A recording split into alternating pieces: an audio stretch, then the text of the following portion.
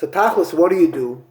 The guy comes up to you and he's going to nudge you to do Torah mitzvahs his way. So in the case of the Rebbe who's saying the Sichot, Lubavitch Rebbe, you say, look, I'm a Ben Torah, and I don't have a yarmulke, but I'm a believer. I'm from the masses. I'm ratzim that go to shul. That's how religion always had ratzim. People were illiterate. I don't know. I just know that the Bnei Torah say you're a Navi Sheker. It's 1955, 60. It's the beginning already, and they already knew it. So I'm a Maimon, so they told me to stay away from you, so I'll stay away from you. That's the best lahachis you can do if someone's annoying you.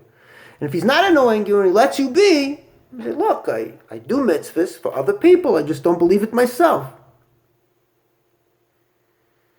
Chassidus talks about it. There was a guy giving a shir over Yom Tov, he was speaking about it, and he said how, I forgot the name, one of these big thinkers in Chabad, and he said that, it was Rabbi Zions from Sola said this. He said that what happens is that the guy does the mitzvah because Hashem wants it, not because he wants to do lulav and esrig, but because Hashem wants to shake lulav and esrig, and he's bottled. He's just shaking the lulav and esrig for the Eibishter.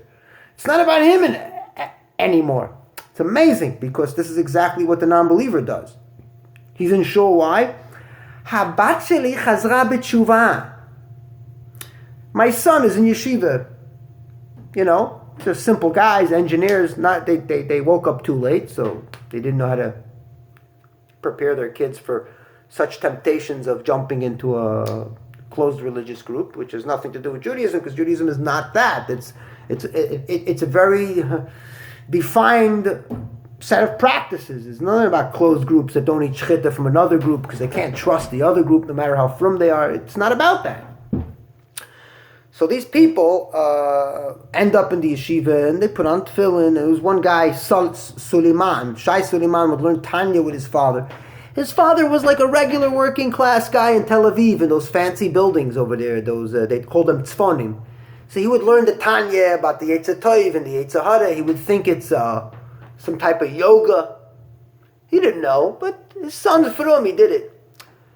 So what happened? The problem, the urgency and the emergency of why this would get anybody so wrecked up is because you have a guy and he's a missionary, and what does he want from you? He just wants you to associate and assimilate to what's going on in his head.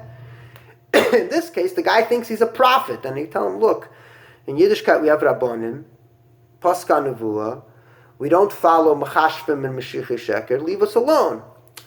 That's the best lahachis. Don't touch that cheeseburger. Don't. Say I'm a Maimon. Say I believe. You'll piss the Ukrainian engineers. Will lose his top. And he'll move on to the next guy. He's not talking to his sophisticated people who came from Machne Yisrael and anybody with a half a brain that came through Yechidus. He's talking to the simple people and he's sending someone else to harass